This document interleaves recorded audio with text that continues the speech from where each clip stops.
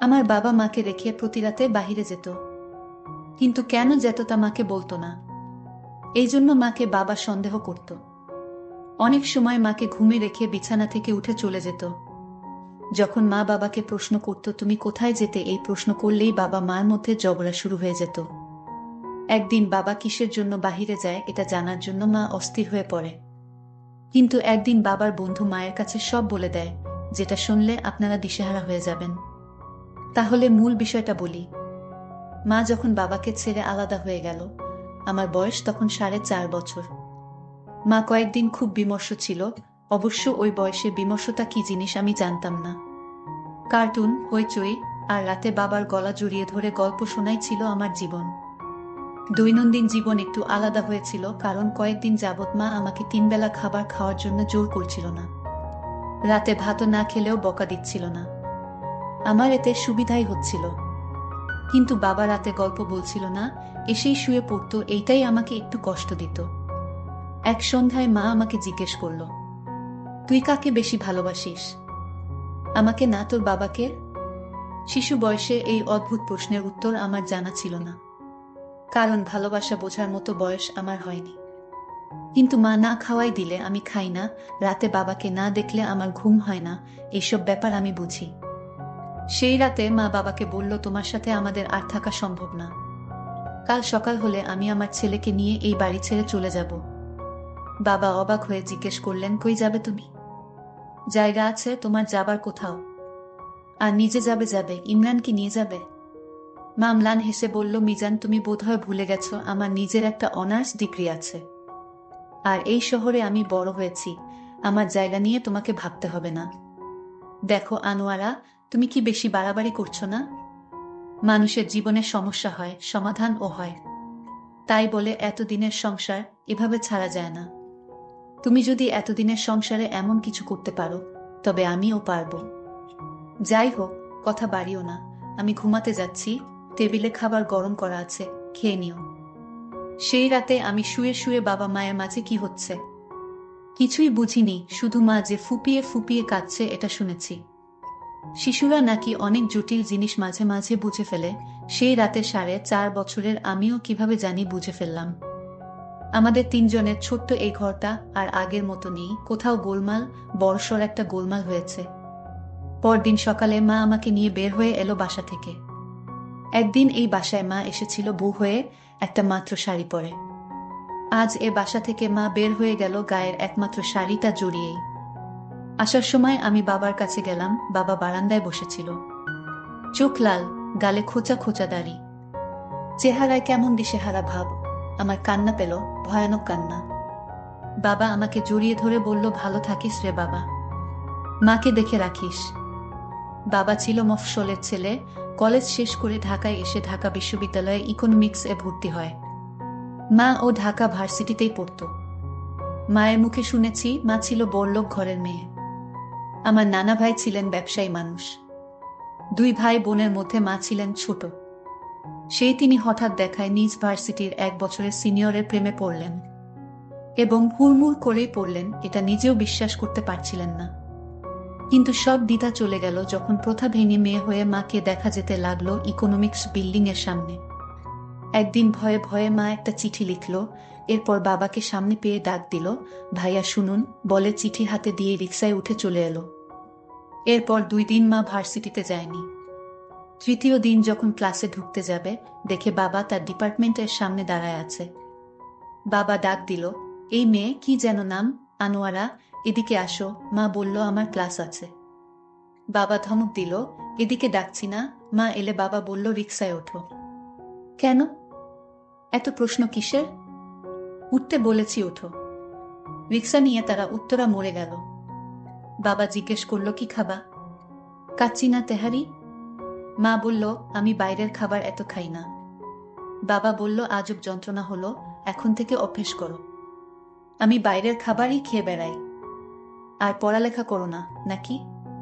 বাংলার ছাত্রী হয়েও এক প্রেমপত্রে 9টা বানান ভুল করেছ।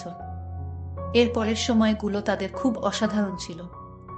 বাবা ক্লাস শেষ করে মায়ের জন্য দাঁড়াতো, মাকে নিয়ে রিকশায় ঢাকার সব রাস্তায় টোটো করত, রাস্তার পাশের সব খাবার খেত। আর মা বাবাকে ঝাড়ি দিত। বাবা শুনত আর হো হো করে হাসত। মা বাবাকে ভালোবেসেছিল, বাবার প্রতি মুগ্ধ হয়েছিল এতটা, যতটা হলে একটা জীবন অনায়াসে কাটায় দেয়া যায়। অদ্ভুত সুন্দর দিন পার করতে করতে বাবা অনার্স পাশ করল। মা তখন ফাইনাল ইয়ারে। আমার নানা মায়ের বিয়ে দেবার তোড়জোড় শুরু করল। আমার বাবা তখনও বেকার। মা একসময় না পেরে তার বাবাকে ভালোবাসার কথা বলে দিল। সেখানে বাবা ছিলেন সদ্য পাশ করা একজন বেকার, যার নিজের বাপের ও টাকা পয়সা নেই। চিরায়ত নিয়ম অনুযায়ী আমার নানা ও বেঁকে বসলেন। আমার নানাদের পরিবারের মানুষের জিদ বোধহয় খুব বেশি। নানা কোনোভাবেই বাবাকে মানবেন না, মা ও কোনোভাবেই বাবাকে ছাড়া কাউকে মানবেন না। এই না মানামানির ভেতরে আমার মা একদিন আমার বাবার সাথে বাসা থেকে চলে এলেন, একটা শাড়ি পরে। আমার মা আমার বাবাকে, বাবার তখন আসলেই দুঃসময় যাচ্ছে, চাকরির জন্য হন্যে হয়ে ঘুরছেন, ঢাকা শহরে টিকে আছেন, 2-3টা টিউশনির উপর ভর করে, বাসা থেকে টাকা চাইতেও লজ্জা পান। আমার মা চুপচাপ বসে আছেন। আমার শক্ত সামর্থ্য বাবা জীবনে এই প্রথম কাঁদলেন আমার মায়ের সামনে। তিনি কাঁদলেন মাকে একটা শাড়ি দিতে পারেননি তাই। তিনি কাঁদলেন মাকে নিয়ে এমন চিলে কোঠায় কাটাচ্ছেন তাই। আমার মা শক্ত করে বাবাকে বললেন, মিজান, সারা জীবন আমি তোমারই থাকব, শুধু তুমি এমন থেকো। বিয়ের পর মা এক অন্য জগতে এসে পড়লেন, কিন্তু সামলে নিলেন খুব চমৎকার ভাবে। বাবা ছোট একটা চাকরি জোগাড় করে ফেললেন। সারাদিন অফিসে খাটাখাটনি করে এসে দিন শেষে মায়ের সাথে খেতে বসতেন। সারাদিনের সব জমানো কথা মাকে বলতো বাবা। মা সেই মুগ্ধতা নিয়েই বাবার কথা শুনত। সংসারের অভাব ছিল অনেক কিছুর, ভালোবাসার অভাব ছিল না। মা ভাবত এমন একটা জীবন সে চেয়েছে চিরদিন, আর বাবা মায়ের মতো কাউকে পেয়ে অবশ্যই ভাগ্যবান ছিল। সময় আগাতে থাকলো, অবস্থার পরিবর্তন হতে থাকলো। গল্প উপন্যাসের মতো একদিনে কোটিপতি হয়ে যাওয়া নয়, তবে বাবা খুব ভালো একটা চাকরি পেল, সম্মান আর টাকা দুটোই ছিল। এর মাঝে এত বছরের ভালোবাসার চিহ্ন হিসেবে আমি এলাম পৃথিবীতে। আমি বলেছিলাম ভালোবাসার অভাব আমাদের পরিবারে ছিল না। বাবা কোনোদিন আমার আর মায়ের প্রতি একটু অবহেলা করতেন না। কিন্তু কথায় আছে, কোনো কিছুর অভাব না থাকাটাই একটা বড় অভাব। কোনো এক দিয়ে আমাদের সংসারে বোধ হয় সেই অভাবটুকুই হানা দিল। সবকিছু খুব ভালো ছিল, কিন্তু কেন যেন আগে থেকে কিছু একটা বদলেছিল। বাবা ব্যস্ত হয়েছিল অনেক, রাতে হয়তো আসতে কোনোদিন এতই দেরি হতো যে মা ঘুমিয়ে যেত। আমার মা সব ছেড়ে বাবার সাথে এসেছিল। সে বাবার কাছে কিছু চায়নি, শুধু চেয়েছিল বাবা তাকে সারা জীবন সেই প্রথম দিনের মতো মুগ্ধ করে যাক। আমার বাবা প্রতিজ্ঞা করেছিল মাকে কোনোদিন কোনো কিছুর অভাব বুঝতে দিবে না। সেই প্রতিজ্ঞা রক্ষা করতে গিয়ে সে সেটা থেকেই দূরে চলে গেল, যার জন্য আমার মা সব থেকে কষ্ট পেয়েছিল। মায়ের তবুও অভিযোগ ছিল না, কারণ আমার বাবা মার ভালোবাসার কমতি ছিল না। মানুষের মন হলো জগতের বিচিত্রতম জিনিস। তাই লেখক বলেছিলেন, মানুষ বেঁচে থাকে বদলায়, ক্ষণে ক্ষণে বদলায়। আমার বাবাও হয়তো বদলে গেছিল একটু আধটু, কিংবা কে জানে হয়তো অনেকখানি। আমার মায়ের চোখের দিকে তাকিয়ে কতদিন ভালোবাসার কথা বলেনি, কতদিন নিজে থেকে বলেনি তোমাকে ভালোবাসি, বা আমাদের পুরনো কথাগুলো মনে পড়ে।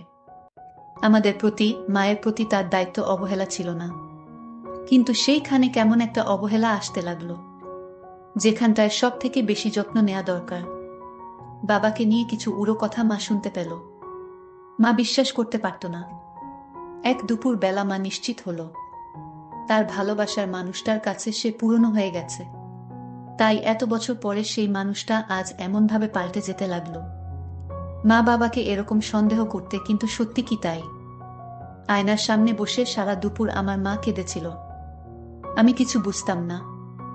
আমি মনের সুখে কার্টুন দেখছিলাম। পরের দিন সকালে এক কাপড় পরে মা বের হয়ে এলো আমায় নিয়ে। সেই ঘর থেকে যে ঘরে ভালোবাসার অধিকার নিয়ে সব ছেলে মা এসেছিল, যে ঘরের প্রতিটা কোণে তার মমতার ছাপ মিশে রয়েছে।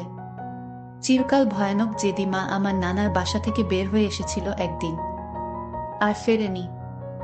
অনেক বছর পর আবারও বাসা থেকে বের হয়ে এলো। আমি আর মা ছোট একটা ভাড়া বাসায় উঠলাম। সেই বাসায় অতি দর্দি এমন মানুষের দেখা পাওয়া যেতে লাগলো। আর এক শ্রেণীর খালা টাইপ মহিলারা আসতো, যারা ইনিয়ে বিনিয়ে কেঁদে শেষে সার কথা এটাই বলতো যে তাদের হাতে ভালো পাত্র আছে, চাইলে বিয়ে করে নিতে পারে। আমার মা চুপচাপ শুনত, কারণ সে জানে এই বঙ্গদেশে মেয়েদের এমন অবস্থাতেই পড়তে হয়। ঢাকা বিশ্ববিদ্যালয় থেকে বাংলায় অনার্স করা আমার মা চাকরি খোঁজেননি কখনো। তার সবটা জুড়ে ছিল তার সংসার। এখন সেই সংসারকেই আগায় নিতে একটা চাকরি জোগাড় করলেন, বেসরকারি কলেজের শিক্ষক। আমাদের দিন ভালোই যাচ্ছিল। মা আগের মতো আমাকে অতি জোর করেন না কিছুতে। অনেক বেশি চুপচাপ হয়ে গেছেন। আমি মিছু করি সেই রাগী এবং মমতাময়ী মাকে। আমি রাতে ঘুমুবার সময় মিছু করি সেই বাবাটার রাতে গল্প করার মানুষটাকে। এভাবে মাসখানিক যাবার পর এক বিকেলে অবাক করা এক জিনিস দেখলাম। আমাদের বাসার সামনে আমার বাবা দাঁড়িয়ে আছেন, কিন্তু আমার রাজপুত্রের মতো বাবাকে চেনা যায় না। গাল ভেঙে গেছে, ক্লান্ত শ্রান্ত দেখাচ্ছে, যেন কতকাল ঘুমায় না। আমি দৌড়ে গিয়ে বাবার কাছে গেলাম। বাবা 2 হাতে খেলনা আর অনেক খাবার এনেছিল। সেগুলো ফেলে দিয়ে হাউমাউ করে আমাকে জড়ায় ধরে কাঁদতে লাগলো। চেয়ারে চুপচাপ বাবা বসে আছে, আমাদের নতুন বাসায়। মা আমাকে অন্য ঘরে যেতে বলল। আমি পর্দার আড়ালে গিয়ে দাঁড়ালাম। বাবা মাকে বলতে লাগলো, আনোয়ারা, আমি সরি। তোমরা যাবার পর দিন থেকেই আকি বুঝেছি আমি ভুল ছিলাম। সবটা আমার অপরাধ। আমি সারা জীবন তোমাকে চাইতাম। আমি যে কতটা চাইতাম, কতটা চাই তোমার থেকে বেশি কে জানে। আনোয়ারা, প্লিজ ফিরে চলো, প্লিজ। আমি ঘুমাতে পারি না। আমি এই এতগুলো একটু একটু করে পাগল হয়ে যাচ্ছি। মা শান্ত হয়ে সব শুনল, তারপর বলল, মিজান, আমি বিয়ের রাতে তোমাকে বলেছিলাম তোমাকে ছাড়া আমি একদিনও বাঁচব না। অন্য আর কিছু আমার চাই না। আমার সব ছিল, আমি সব ছেড়ে এসেছিলাম। মিজান, আমি তো সেদিনই মরে গেছি।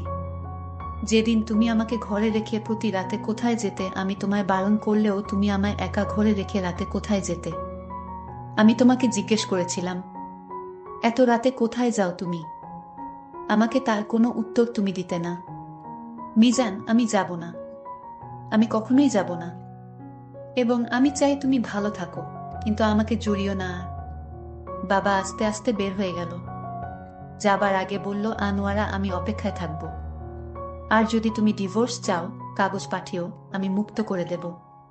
ভালো থেকো, আর আমাকে মাফ করে দিও। বাবা চলে যেতে লাগলো। আমার কান্না পেতে লাগলো, ভয়ানক কান্না। মাকে কাঁদতে দেখে আমি বাবাকে অপরাধী বানিয়েছিলাম, আর আজ মাকেও 1 সেকেন্ডে অপরাধী বানালাম। আমি ছোট ছিলাম, দোষ ভুল আমি জানতাম না। আমি শুধু আমার বাবা মাকে চেয়েছিলাম। বাবা প্রতি মাসে আমার আর মায়ের খরচের জন্য ভালো পরিমাণ টাকা মায়ের অ্যাকাউন্টে দিত। মা একটা পয়সাও ব্যবহার করতেন না, কিন্তু বলতেন, তোর বাবা তোর জন্য দেয়, তা তোর জন্য থাক, যাতে আমাকে দোষ না দিস কোনদিন। আমাকে বড় করা থেকে শুরু করে পড়ালেখা শেষ করানো পর্যন্ত একটা টাকাও বাবার হতে নেননি।